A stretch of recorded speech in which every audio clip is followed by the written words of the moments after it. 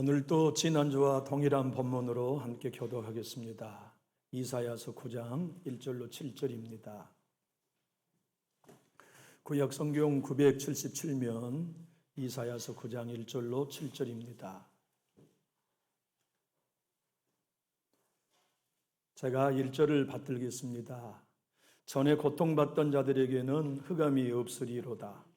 옛적에는 여호와께서 수볼론 땅과 납달리 땅이 멸시를 당하게 하셨더니 후에는 해변길과 여단 저쪽 이방의 갈대를 영화롭게 하셨느니라.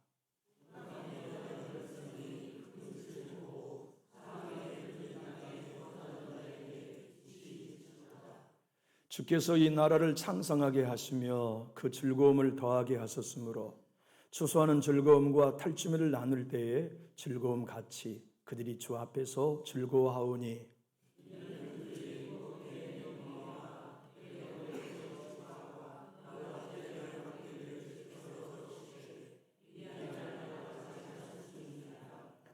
어지러이 싸우는 군인들의 신과 피 묻은 겉옷이 불의 석같이 살라지리니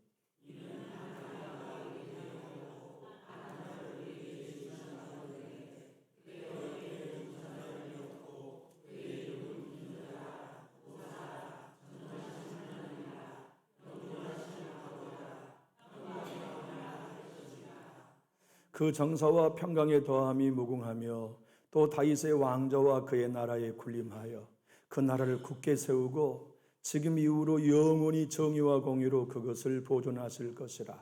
만군의 여호와의 열심히 이를 이루시리라. 아멘.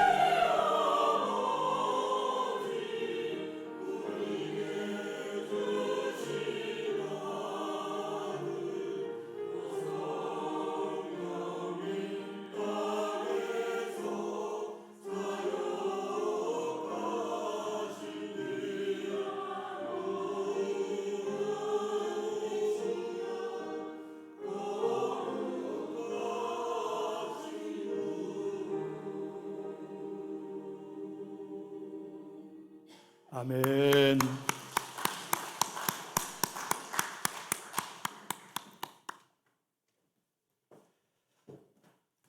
오늘 본문의 시대는 모든 것이 다 무너져 버렸던 절망의 시대였어요.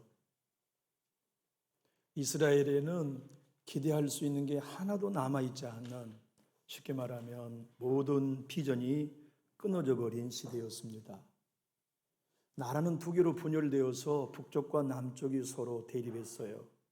북쪽은 호시탐탐 다른 이웃 나라와 함께 군사 동맹을 맺고 남쪽 유다를 정벌하기 위해 군대를 일으켰던 때였어요. 서로 원수가 되었죠. 형제가 반목했어요. 이웃 나라의 힘을 빌려 형제를 죽이려고 하는 남쪽 유다에는 기근이 계속되었어요. 우리 주님의 표현으로 빌려보면 그 백성들은 그런 어려움 속에 하나님을 찾고 주님의 도움을 구하면 좋을 뻔했는데 하나님을 더 멀리 도망갔어요. 그래서 하나님이 애통하며 이사야 선지자를 세우셨죠. 선지자를 보낼 때에는 아직 기회가 남아있기 때문에 보낸 거예요. 하나님이 이사야를 이스라엘 남쪽 유다에 보냈다. 너희 아직 기회가 남아있다는 하나님의 메시지죠. 물론 전한 메시지는 아픔도 있고 가슴 찌르는 가시도 있고 그들의 실상을 지적하는 아픔도 있지만 지적하여도 아직 희망이 있기 때문에 하나님이 선지자 이사야를 보내신 거죠. 내가 자식을 양육했다. 그런데 아버지인 나를 거역했다. 소도 주인을 알고 나귀는 제 구유를 아는데 내 백성은 나를 알지 못한다. 그리고 점점 나의 법을 멀리하고 나를 등 돌려 저 멀리 떠나버렸다. 그래서 하나님의 울음소리를 우리 한번 화면을 보고 읽어볼까요? 이사야 1장 2절로 4절에 하늘이여 들으라, 땅이여 귀를 기울이라. 여호와께서 말씀하시기를 내가 자식을 양육하였거늘 그들이 나를 거역하였도다. 소는 그 임자를 알고 나귀는 그 주인의 구유를 알건만은 이스라엘은 알지 못하고 나의 백성은 깨닫지 못하는도다 하셨도다. 슬프다 범죄한 나라여, 허물진 백성이요, 행악의 종자여, 행위가 부패한 자식이로다. 그들이 여호와를 버리며 이스라엘이 걸어가신 일을 만홀히 여겨 멀리하고 물러갔도다. 이런 상황에 하나님이 메시아를 보낸다고 말씀한 거예요.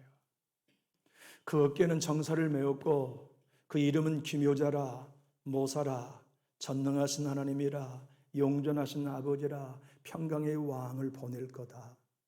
이 얼마나 현실적으로 실현 불가능한 얘기처럼 들립니까?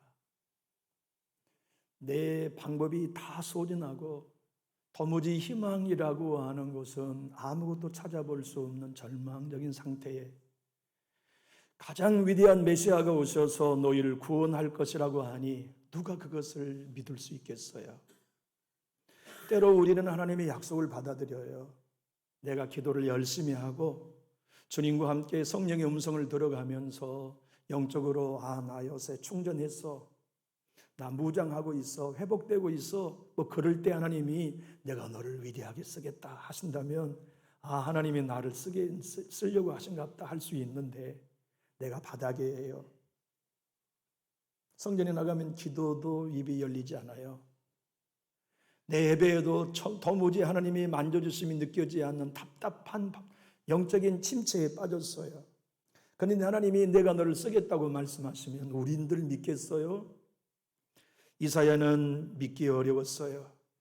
아니, 백성들은 고사하고 내 자신의 상태를 보아도 난 지금 희망이 없는데, 내 마음의 영의 감동은 도무지 느껴지지 않는 마른 장작 같은데, 가뭄의 바닥이 드러난 둔번 같은 게 내 영적인 상태인데 뭐 평강의 왕을 보내신다고, 어깨에 정사를 맨 왕을 보내신다고, 그걸 어떻게 내가 믿을 수 있겠나? 그걸 어떻게 기대할 수 있겠나? 우리의 가정의 형편이 바닥이라고 한번 생각해 봅시다.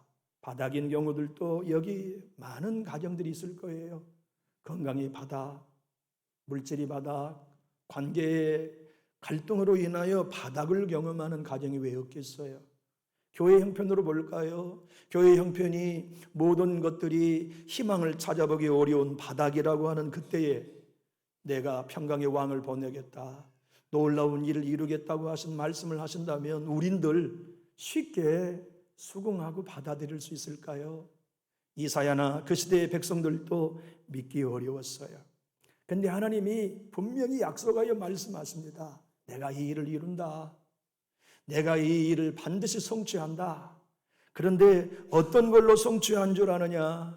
나 만군의 여호와의 열심으로 이 일을 이루겠다고 약속해 주셨어요. 오늘 우리가 읽은 6절과 7절을 한번 화면을 보고 큰 소리로 함께 읽어봅시다. 이는 한 아이가 우리에게 낳고 한 아들을 우리에게 주신 바 되었는데 그 어깨는 정사를 메웠고 그 이름은 기묘자라 모사라 전능하신 하나님이라 영존하신 아버지라 평강의 왕이라 할 것임이라. 그 정사와 평강에 더함이 무궁하며 또 다윗의 왕자와 그의 나라에 군림하여 그 나라를 굳게 세우고 지금 이후로 영원히 정의와 공의로 그것을 보존하실 것이라. 만군의 여호와의 열심히 이 일을 이루시리라. 여러분 한번 곰곰이 생각해 보십시오. 우리가 믿음으로 오늘까지 승리했다면 우리의 열심 덕분입니까? 우리를 날마다 일으켜 세워주신 여호와의 열심 덕분입니까? 우리의 자녀가 오늘에 이르기까지 많은 사람들에게 사랑과 존중을 받기까지가 우리의 헌신 덕분입니까? 음으로 양으로 도와주시는 여호와 하나님의 열심 덕분이었습니까? 우리 교회가 여기까지 올 수 있었던 것이 성도 여러분들의 헌신 덕분입니까? 보이지 않게 보이게 사람을 통하여 환경을 통하여 역사하시고 이루어진 여호와의 열심 때문입니까? 생각해 보시면 우리 강장로님의 기도만큼이나 우리가 한 일은 넘어지는 것뿐이었어요. 그러지 않나요? 우리가 한 일은 상처받고 상처 주는 일 외에는 한 게 없어요. 앞장선다고 해도 상처 주는 일뿐이고 뒤따른다 해도 상처받는 것뿐인 게 우리 인생의 삶이죠. 그런데 우리의 믿음을 키워오셨어요. 우리의 기도의 깊이를 넓히셨어요. 우리로 하나님의 마음을 이해하고 하나님의 감동을 받을 수 있는 영의 사람으로 성장시키셨어요. 우리 때문 아닙니다. 쉬지 않고 일하시는 여호와의 열심이 우리를 여기까지 인도하신 것이죠. 여호와의 열심이란 말은 질투란 말이에요. 여호와의 질투. 하나님의 질투는 사람의 질투와 달라요. 아내가 질투하면 남편의 삶이 얼마나 퍽퍽하겠어요. 또는 남편이 질투한다면 아내의 삶이 얼마나 퍽퍽하겠어요. 질투는 한 인격을 짓밟아버리는 좋지 않는 감정이죠. 관계에 상처를 주는 감정이 질투입니다. 그런데 하나님의 열심이라는 질투는 사람의 질투와 같지 않아요. 하나님의 질투는 포기할 수 없는 사랑이에요. 하나님의 열심인 질투를 탕자의 비유에서 예수님이 보여주셨어요. 집 나간 아들 잘못했지요. 아버지의 절반 재산을 탕진했지요. 아버지의 명예를 실추했지요. 번듯한 옷을 입고 나간 놈이 거지 되어가지고 맨발로 돼지 똥 냄새 풍기면서 집에 돌아와요. 그런데 그 아들 맨발로 버선발로 뛰어나가 아버지가 영접해 주면서 이렇게 얘기합니다. 잘 왔다 내 아들아. 아버지, 나는 이제부터 아버지의 아들이라고 일컬을 자격이 없습니다. 나를 아버지 집에 쓰는 품꾼의 하나로 써주십시오. 아니다. 너는 나에게 여전히 소중한 아들이다. 얼마나 소중한 줄 아냐? 죽었다가 다시 살아난 아들이고 잃었다가 다시 찾은 내 아들이다. 얘들아 소를 잡아 잔치를 배설하라 하시는 그 하나님의 사랑이 죄에게 아들을 뺏길 수 없는 여호와의 열심, 질투하는 사랑이에요. 여러분과 저의 삶, 믿음을 여호와의 질투하실 만큼 네가 시험에 들어도 나는 사탄에게 너를 뺏기지 않을 거야. 이 모양 저 모양으로 다시 은혜를 주셔서 우리를 일으켜 주신 게 어디 한두 번입니까? 우리가 실망하여 넘어져서 세상과 짝하려 할 때마다 은혜에 멀리 멀어지고 애배에 멀리 시들어져 갈 때마다 여호와 질투하시는 하나님의 사랑의 열심이 우리를 그때마다 사람을 통해서, 설교를 통해서, 찬송을 통하여, 믿음의 형제자매와 가정을 통하여 이렇게 세워주시면서 다시 예배의 자리, 은혜의 자리로 나가게 하신 것이죠. 근데 오늘 본문의 말씀 화면에 보면 만군의 여호와의 열심히 이 일을 이루시리라, 이렇게 당신의 이름을 만군의 여호와라고 정하셨다고요. 왜 하나님이 하필이면 이때 당신의 이름을 여호와 니시라고도 말하지 아니하시고, 아들을 예비해 놓으셨으니 여호와 이레 하나님이라고도 말씀하지 않으시고, 두렵고 떨리는 백성들을 향하여 여호와 샬롬 하나님이라고도 말씀하지 않으시고, 그들의 모든 삶을 책임지고 인도하시는 목자 여호와 로이라고도 말씀하지 않으시고 만군의 여호와의 열심이라고 표현하셨을까요? 여러분, 만군의 여호와는 히브리어로 여호와 차바오트입니다. 근데 여호와 차바오트의 이름은 이런 뜻이에요.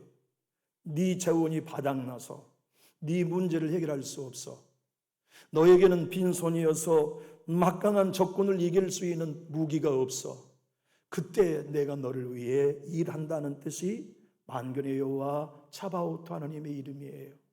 지난날을 한번 돌이켜 보십시오. 우리가 사업을 일굴 때 재원이 많았습니까? 빈손이었습니까? 그런데 지금의 우리의 사업을 이루어오시는 게 하나님께서 당신의 축복의 재원으로 밀어주시고 채워주시고 공급하셨기에 우리의 기업이 오늘까지 올 수 있었지 않았나요? 우리의 자녀들을 봐보세요. 크고 작은 일을 결정할 때 찾아갈 수 있는 사람, 도움을 청할 수 있는 사람 아무도 없었어요. 우리는 바닥이었으니까. 그런데 하나님이 길을 열어주셨어요. 직장의 문을 열어주셨어요. 대학의 문들을 열어주셨어요. 결혼의 문들을 열어주셨어요. 그 아이들이 영적으로 시험이 들어 바닥에 떨어져 있을 때, 교회를 떠나 있을 때 만군의 여호와 하나님이 당신의 열심과 질투하시는 사랑으로 찾아가 변화시켜 주시고 만져주시고 회복시켜 주셔서 다시 은혜의 자리로 채워오시는 일이 우리의 열심이 아니라 하나님의 열심이었죠. 그 열심이 지금 여러분과 함께 하시는 하나님의 사랑입니다. 여러분의 자녀와 그 열심의 사랑이 함께 계시고 남전주 교회에 그 하나님의 열심이 지금 붙들고 계십니다. 그 질투할 만큼 사랑하신 하나님의 열심이 우리 교회를 이끌어 가시고 인도해 가고 계시는 것이죠. 창세기의 말씀을 한번 봐보세요. 천지 만물을 창조하실 때 우리 하나님이 열심히 식어주셨나요? 첫날부터 마지막 날까지 주님의 열심은 식지 않아요.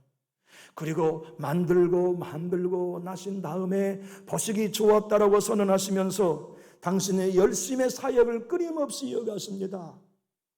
아담과 하와가 타락해요? 버리지 않으십니다.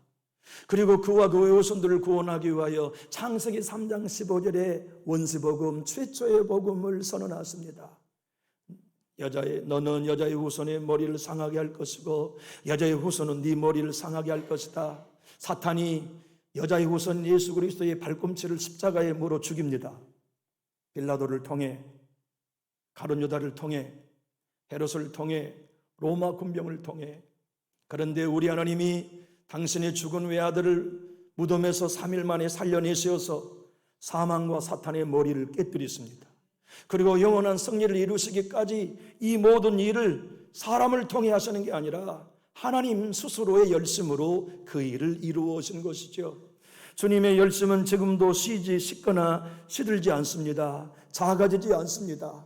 여러분의 가정도 그 여호와의 질투할 만큼 뜨거운 사랑이 붙들고 있습니다. 그 사랑이 식어들거나 줄어들지 아니하고 만군의 여호와의 하나님으로 우리에게 약속하며 선포하십니다. 한번 따라 하실까요? 네 재원이 끝났을 때 내 이름을 불러라. 그 이름이 여호와 차바오트입니다. 한나는 재원이 끝났어요. 일단 임신이 안 돼요. 둘째 부인 분인나는 자식을 많이 낳아서 의기양양해요. 그래서 일마다 핍박해요. 자기 힘으로는 이길 수 없어요. 그때 성전에 나아가 한나가 불렀던 이름, 하나님, 나는 재원이 없습니다. 내가 분인을 이길 수 있는 재원이 없습니다. 만군의 여호와여, 나에게 아들을 주십시오. 그때 불러 만난 이름이 만군의 여호와였어요. 그 만군의 여호와 하나님은 한나를 위해 일하셨습니다. 여호와의 열심으로 일하셔서 그의 태문에 사무엘을 두시고 그가 낳은 아들 사무엘을 통하여 이스라엘을 세운 역사가 만군의 여호와 하나님이 하신 일이에요. 다윗은 골리앗과 싸울 이길 재원이 없었어요. 골리앗은 3m가 넘죠. 창자루 하나에 창끝 노새 무게만 15kg예요. 그가 휘두르는 칼이 얼마나 강한지 이겨낼 수 있는 사람은 아무도 없어. 이스라엘 모든 군사 중에 하나도 나서지 못했다고요. 다윗에게는 무기가 물맷돌이 아니었어요. 그에게는 내 저언이 없을 때, 내 방법으로는 해결할 수 없을 때, 나를 돕는 사람 아무도 없을 때, 손발을 다 들고 나는 모든 게 끝났다고 생각할 때, 그때 나 여호와가 돕는다.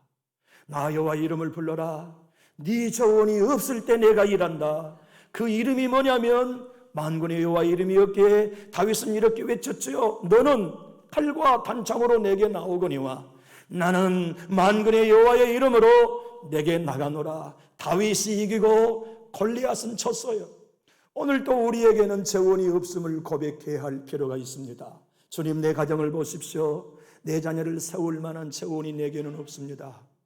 시험 들고 상처받은 나 좀 보십시오. 나를 일으킬 재원이 내게는 없습니다. 내 교회를 보십시오. 하나님의 교회를 세울 수 있는 재원은 사람에게는 없습니다. 우리의 만군의 여호와가 필요합니다. 지금 만군의 여호와 하나님이 그 일을 이루어 주실 때입니다. 그렇게 선포하여 만군의 여호와여 하나님이 이 일을 이루어 주십시오 고백하면 그분의 열심히 남전주 교회를 세울 걸 믿으시면 우리 큰 소리로 아멘합시다. 그 만군의 여호와의 열심히 여러분의 가정을 세우십니다. 여러분의 자녀를 세우십니다. 그러므로 우리가 해야 할 일은 주님 도와주십시오. 주님의 은혜를 부어주십시오. 하나님의 열심, 포기할 수 없는 사랑을 부어주십시오. 여러분 한번 생각해 보십시오. 애굽에 있는 이스라엘 백성들이 430년 동안 노예 생활을 살았어요. 그런데 하나님은 430년 전 아브라함에게 약속했어요. 애굽에서 많은 백성이 되어 나오게 하겠다고. 그런데 모세라는 사람을 보내가지고 바로와 싸워 이기게 합니다. 모세는 군인 한 사람 없어요. 창칼 하나 없어요. 그가 든 지팡이는 만군의 여호와의 이름 하나였어요. 그 백성들을 10가지의 재앙으로 이겨내고 홍해 앞에 섰을 때 홍해는 앞길을 막는 장애였지 길이 아니었어요.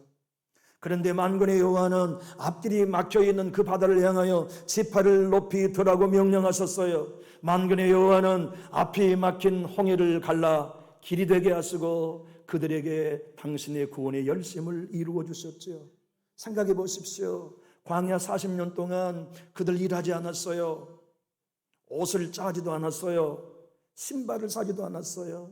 그런데 만군의 여호와의 열심히 매일 하늘에서 만나를 주시고 메추라기를 주시고 반석에서 나는 생수를 주시고 신발이 헤어지지 않게 하시고 옷이 떨어지지 않게 하시고 발이 부릅뜨지 않도록 낮에는 구름 기둥 밤에는 불 기둥으로 인도하셨단 말이에요. 구원한 그들이 은혜 받은 그들이 한 일은 불평뿐이었어요. 원망한 것뿐이었어요. 대적한 것뿐이었어요. 근데 하나님 그들 포기하지 않으셨어요. 그들 때문 아닙니다. 하나님의 아쉬워서가 그렇게 하신 게 아니라 당신의 열심, 포기할 수 없는 여호와의 열심 때문에 그들을 끝까지 책임졌지요. 우리를 보십시오. 주님의 구원이 기가 막힌데 세상에서 건져주신 구원이 놀라운 건데 우리 입에는 감사합니까? 찬양입니까? 주님을 영화롭게 하는 게 우리의 언어입니까? 마음으로부터 부패했고 우리 입술로는 늘 불평과 원망과 대적이지만 하나님이 우리를 버리지 아니하시고 여러분의 가정을 포기하지 아니하시고 우리 교회를 끝까지 붙드시는 이유는 우리 때문 아닙니다. 내가 너 포기하면 내가 아쉬워질 것이기 때문에 아니에요. 너 없으면 우리 남전지 교회가 안 될 것이기 때문에 아니에요. 오직 하나 주님이 우리를 포기하지 않으신 이유는 우리 편에 있지 않아요. 만군의 여호와의 열심히 포기하지 않는 사랑으로 여러분을 붙들고 계시고 저를 붙들고 계시기 때문에 은혜 주고 계신 것이지요. 아수르 나라의 사네리브 왕이 이스라엘 남쪽 유다를 공격해 왔어요. 예루살렘 성벽을 완전히 에워쌌어요. 그때 랍사게라는 적군의 장군이 히브리어 말로 모든 백성이 듣도록 악담을 퍼붓습니다. 너희는 죽어. 우리 왕의 손에서 너희를 구원할 수 있는 사람은 아무도 없다. 너희 왕의 말을 듣지 마라.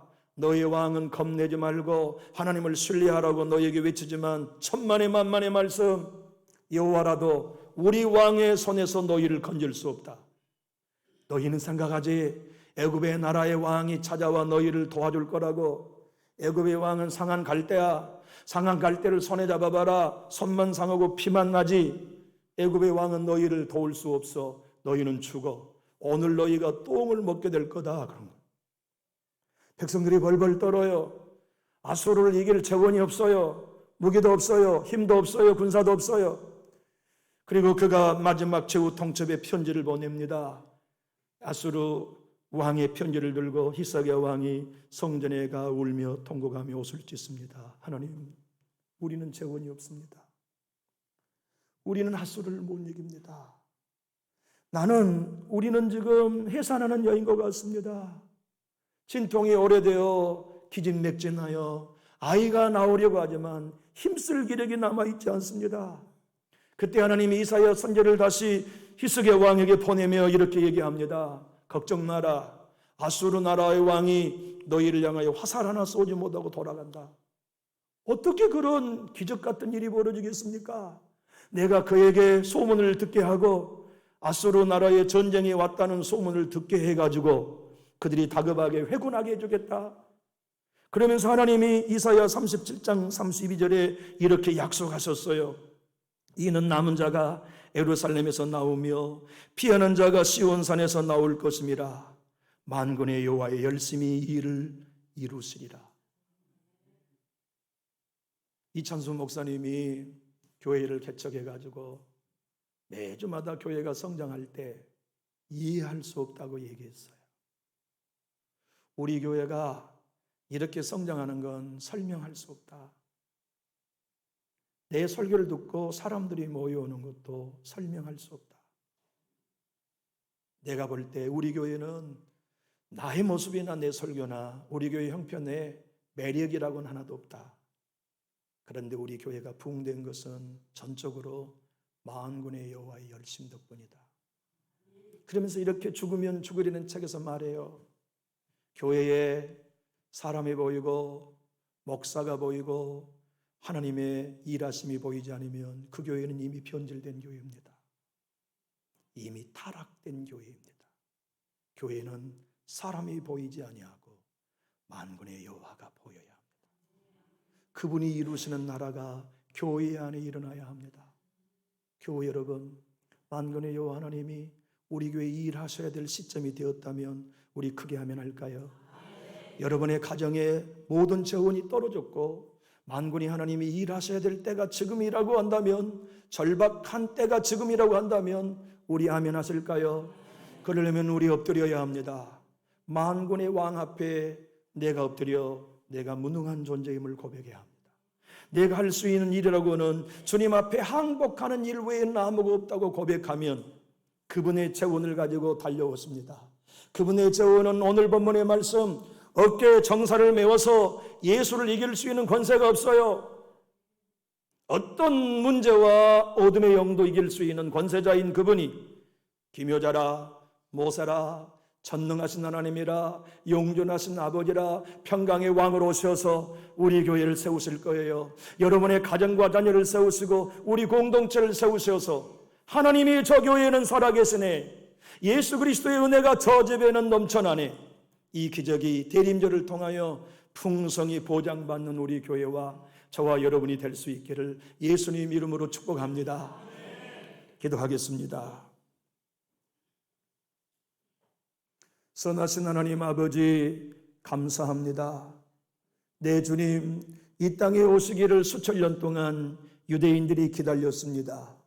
그러나 그들의 염원이 예수님을 오게 한 게 아니라 예수를 보내겠다고 하시는 하나님의 열심이 아버지 때가 되어 말 그 위에 보내셨음을 믿습니다. 주님, 우리는 다시 오실 예수님을 대망하며 기다리고 있습니다. 내 주님이 오셔서 우리의 눈물을 씻어주시고 수고한 것에 상급과 면류관을 주시고 영원히 쇠하거나 썩거나 줄어들지 않은 나라를 주실 것을 믿고 있사오니 아멘. 주 예수여 오시옵소서. 그때까지 우리가 여호와의 열심을 의지하게 하시옵소서. 우리의 무능과 모든 재원이 없음을 고백하오니 만군의 여호와여 오셔서 남준육교의 열심을 이루어 주시옵소서. 모든 성도들의 기업의 열심을 이루어 주시고 자녀들에게 열심을 이루어 주시고 모든 심령마다 열심을 이루어 주의 영광을 보게 하여 주옵소서. 예수님 이름으로 축복하고 기도하옵나이다. 아멘. 이 시간에 우리 진영숙 집사님 나오셔서 간증하시겠습니다.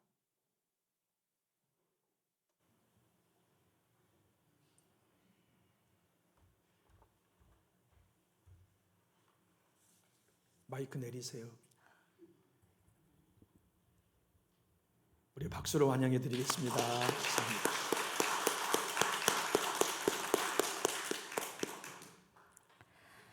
먼저 부족한 저를 간증할 수 있도록 은혜 베풀어 주신 하나님께 감사드립니다. 제가 하은아이 교실을 통하여 받은 은혜를 함께 나누고 하나님께 영광을 돌리고자 합니다. 아멘. 제가 하은아이 교실을 공부하기 전에는 하나님의 이름이 이렇게 다양하고 각각의 이름에는 엄청난 하나님의 속성과 놀라운 비밀들이 담겨 있다는 사실을 잘 알지 못했습니다. 특히 하나님의 이름 중에서 저는 여호와 라파 치료자이신 하나님을 통해 많은 은혜를 받았습니다. 저는 그 상처를 준 사람들 때문에 힘들 때마다 이 문제를 가지고 하나님께 기도했습니다. 모든 문제가 상대방에게 있으며 문제만은 저 사람을 치료해달라고 기도하곤 했는데 여호와 라파 예수님은 우리의 마음과 생각을 치료하신다.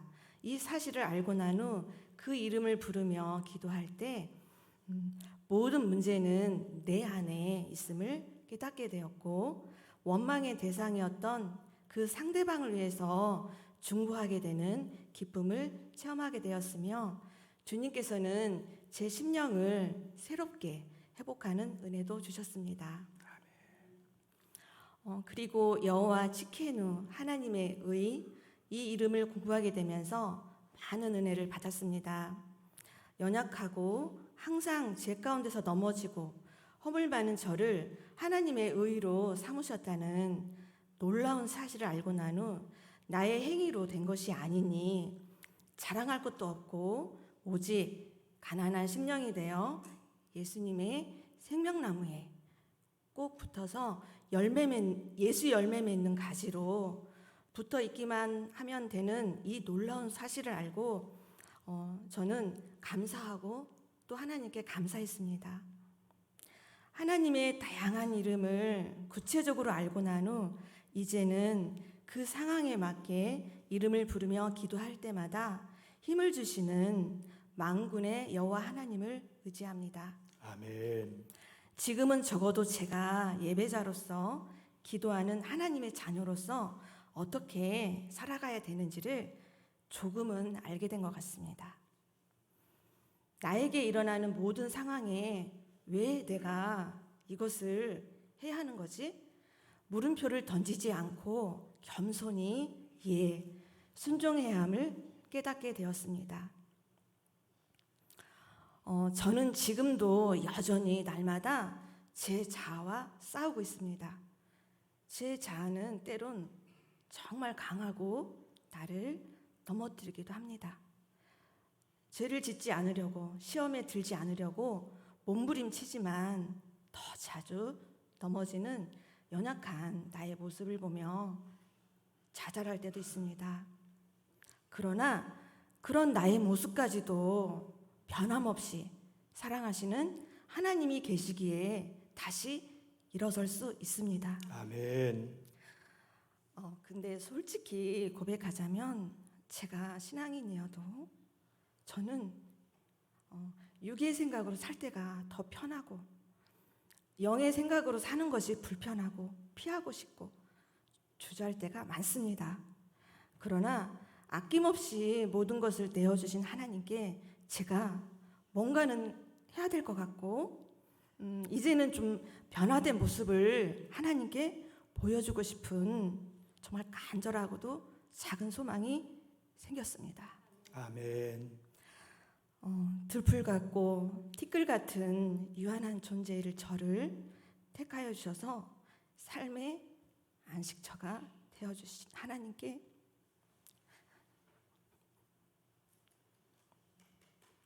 죄송합니다. 제 삶의 모든 주권을 맡기며 이 은혜를 주신 하나님께 모든 영광 올려드립니다. 감사합니다.